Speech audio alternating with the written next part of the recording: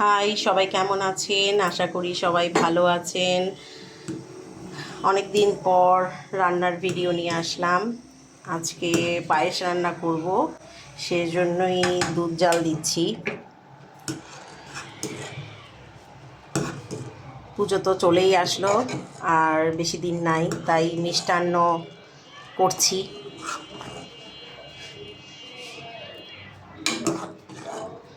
একটু দুধটাকে ঘন করি, তারপর সব কিছু দিব। এই যে চাল দিয়ে দিয়েছি। আজকে করব চিনির পায়েস। আর গুড়ের পায়েস তো শীত ছাড়া ভালো লাগে না।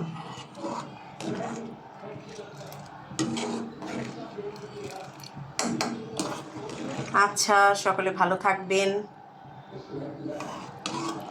পূজার শুভেচ্ছা সবাইকে। সবার যেন পুজোটা অনেক ভালোভাবে কাটে, এই আশা করি।